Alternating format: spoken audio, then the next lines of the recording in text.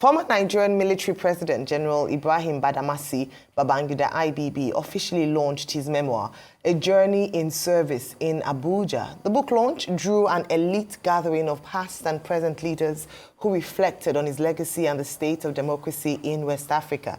The event held at the Transcorp Hilton Hotel and attracted former presidents, military leaders, and statesmen from Nigeria and beyond. Discussions ranged from Babangida's contributions to Nigeria's political history to concerns over the resurgence of military coups in the region. Most importantly, his admittance that late MKO Abiola won the June 12 election held in 1993. Undoubtedly, credible, free and fair elections were held on June 12, 1993. However, the tragic irony of history remains that the administration that devised a near-perfect electoral system and conducted those near-perfect elections could not complete the process. That accident of history is most regrettable. The nation is entitled to expect my impression of regret.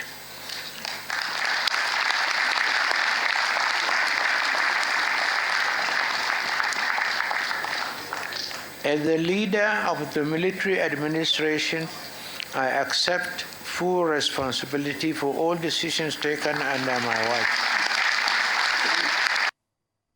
Joining us on the morning show in reaction to IBB's autobiography is Abdul Mumuni Abiola, late MKO and Kudirat Abiola's son. Good morning, Abdul Mumuni, and great to have you on the show this morning. Thanks for joining us. All right, can you hear us? Good morning, thanks for having me. All right, let's go straight in. I'm sure you... I can hear you. I don't know, I'm sure you've seen reports, probably watched some footage, and we just played one just shortly, just earlier, as to what happened yesterday. But I think one of the most iconic statements made by, or admitted by the former president was the fact that your father, MKO Abiola, won the presidential elections of 1993. How did that statement make you feel? And how does the knowledge that he was robbed of what could potentially have been him becoming president, how does it make you feel? And does it make you feel, at least that there's some truth has come out of it, so there's some recompense there? Let me first of all thank you for having me. I want to greet the people in the studio. I'd like to greet my bon Rufai and my bon Professor Kila and Sister Ayo. I want to greet you all. In the revelations that we heard from the late head of state yesterday, there were two parts for me. The first part was the acknowledgement that Abiola, my father, had won the 1993 elections. That, for me, I already knew that. And it was, for me, even from the young age of 8, when the elections were had, I knew my father had won the elections, even before they were announced. I think most people in the country had that inclination that Abiola had won the elections. More what I took from, so the first part, like I said, the acknowledgement that Abiola won was something that was known to me since the elections were had. I think most Nigerians. I think the second part was more important for me. The acknowledgement that he felt remorse for the actions that he had taken at the time, and also his expression that if he had an opportunity to do it again, he would have taken a different path. I think it's important that we understand that we're human, and it's human to error, and what we need to do is acknowledge when we make those mistakes and seek forgiveness. So for me, I think that was more that was more important to me, hearing the fact that he expressed that remorse towards the decision that he had made. So that's that. But like I said, June 12, 1993 elections was won by my father, and I knew this, and most Nigerians knew.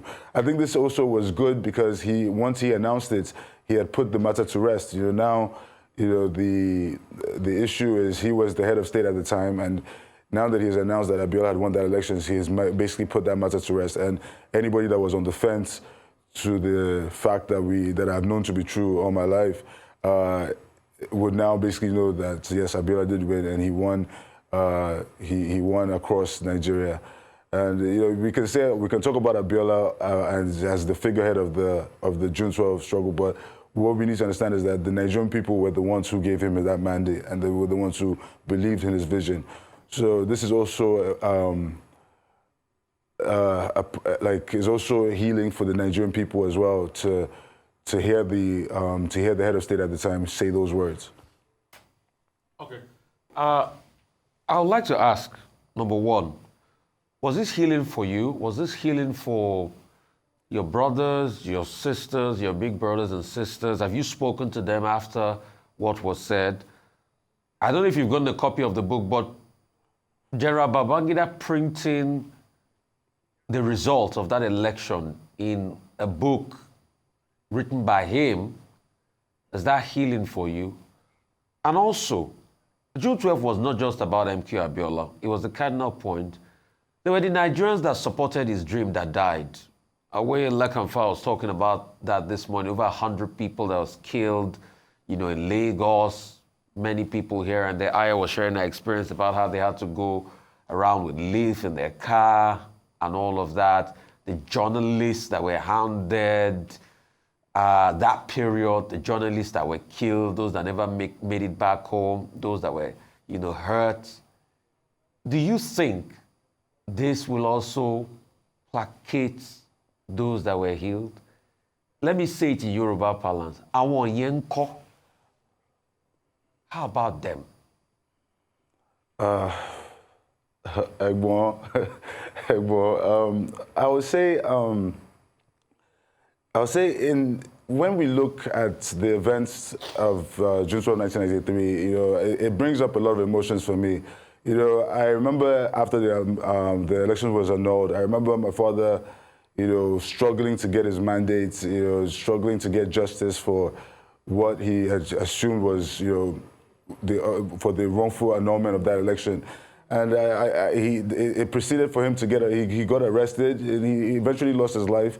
At the time when he had gotten arrested, my mom had come out and tried to, get him released, and ended up losing her life. So I think I know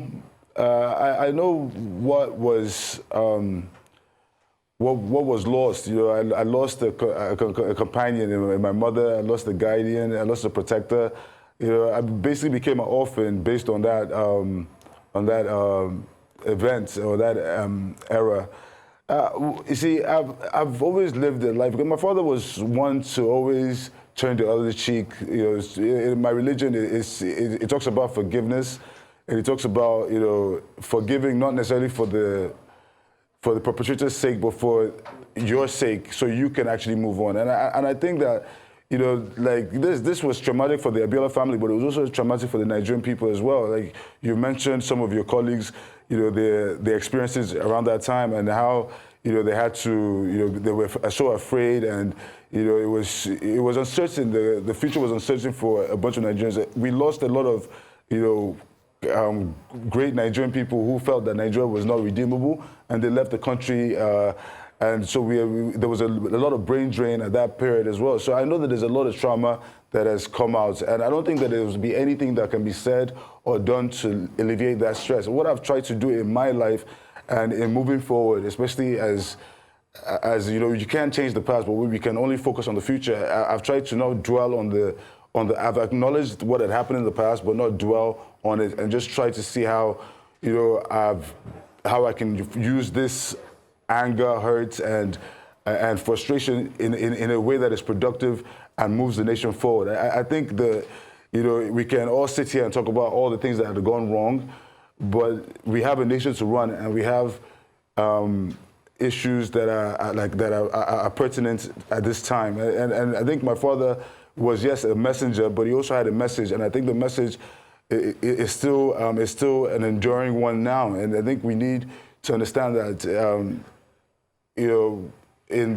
with everything that has happened, you know, we thank Allah for His blessings and His guidance. And what I try to do is not, like I said, dwell on the past, but focus on more of what I can control, and that is the future and where we're going. My father had a vision and a passion for this country, and I think it's important that their sacrifice is not in vain. And I cannot be discussing my father's sacrifice all the time, especially knowing that he had a vision, he had a hope for a better Nigeria, and I think that should be.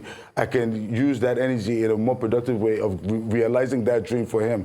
Like, yes, my father wanted something and he made promises and he couldn't keep it, and I think it's up to his children and those who believed in what he stood for to push that agenda. And I think that's the way I will go by it.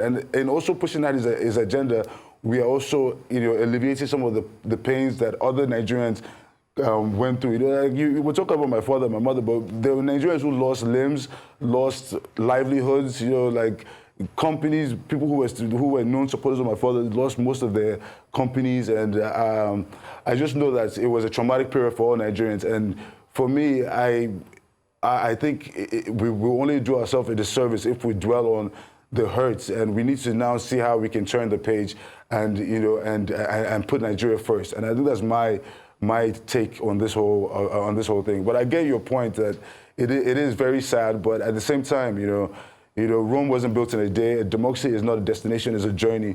And I'm willing to commit myself, and I'm hoping other Nigerians are also willing to commit themselves to this Nigerian project, because the Nigerian project is not just my project, it's an inclusive one and it's a collective one. Well, thank you very much, Mumuni. I've always thought it's tough and sometimes insensitive when people demand that family members like yourself, you know, really talk about these issues. I've always thought it was a huge sacrifice. It's a huge sacrifice, rather, on family members like yourself. So the June 12 thing, we've had too many people who did not believe in the June 12 struggle be at the helms of affairs in Nigeria. Incidentally, the former President Buhari, is the first president to recognize the June 12. Others had the opportunity. It must be said, they did not. He did it. Now we have in Aso Rock a president who was firmly part of the June 12 movement. What are your expectations?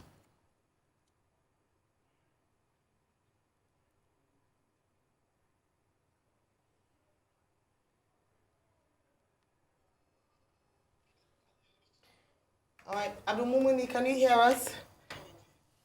Abdul Mumuni, can we hear us? Okay, so he's, whilst they sort out his audio, just to, and you make a very good point, Professor Kila, and where you say it's a very difficult thing to ask a family member to keep rehashing what must have been an emotional turmoil at the time. But it's also important because they are the primary, or shall I say, chief mourners at the end of the day, even though, like we said, there were some people who were also directly affected, journalists, activists who came out to speak up, so quite spot on. But it's interesting, don't you think, that he says that he is happy to move on with forgiveness? And I don't know if a number of people also share that sentiment that the apology made yesterday was enough for them to begin to move on. I mean, for the very first time yesterday, after 32 years, General Babangida came up and said, I take full responsibility. And that was very, very instructive. All right, so we have Abdul Mumuni back on. Professor Kila, you were asking him a question. Yes, Abdul, I was asking you, you know, the premise was that a lot of people who did not believe in the June 12 or did not show their belief or commitment to it have been at the helms of affairs. We had a President Buhari who I personally did not expect it, and you know, because I'm chairman of June 12. And when the notice came, I was very shocked that of all people, you never know where goodness will come up. President Buhari has recognized June 12. Now we have an occupant of Aso Rock, President Bola Tinubu, who has a history of June 12, has a history of Nadeco. Buhari has recognized June 12 as a day. He has conferred the right status on MKO. IBB has come out to accept that Abiola won the election, and it takes responsibility for it, for the annulment. What is your expectations from President Tinubu to June 12? The idea, as you say, because my understanding is that there is still a lot from the message of MKO. So what expectations do you have for this administration? Starting, I want to call out directly the president. Oh, yeah, well, first of all, I'll say that, like you said it all in your preamble to this question. You said it all. You said he was also a champion of this democracy that we have today, and he was a key member of the struggle. You know, he knows the damage and the country and the situation in the country, the crisis that was going on in the country at the time. You know, as you're aware, he was also on exile, just like I had to go on exile as well. You know, I think that it's important that in moving forward, I don't think I should have any expectations. You know, we've heard what we've heard. Buhari has acknowledged my father, and I applauded it when he did that. He acknowledged my father's role. He's named June 12 Democracy Day.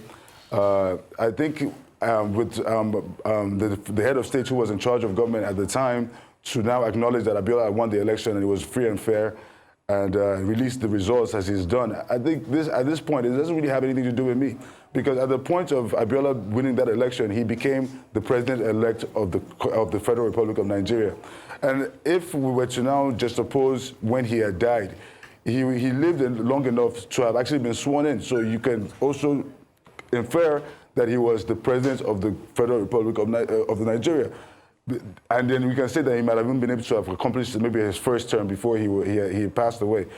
My problem is now that, so Abiola, at the point that he became president-elect, ceased to just be my father, and he became the father of the nation. At this point, it's not what I want or what I expect or the state's organs should spring into action, and the needful needs to be done. You know, Abiola now is, like I said, is not just my father, he's now a father of the nation, a former president of the country, and I don't know what the procedure is, but I know that there are things that should be done to, first of all, secure his legacy, protect his estate. You know, like I said, you know, the loss of the late Chief Abiola was devastating for the whole family. You know, at the point of him being incarcerated, most of his businesses were targeted and deliberately and surgically destroyed. You know, so it created some kind of fracture. It divided the whole family. All right, thank you so much. We're all pushed into different directions. All right, Abdul Mumuni, thank you very much. I'm sure that, like you've mentioned, this administration will do right by your family. Thank you for your time with us this morning.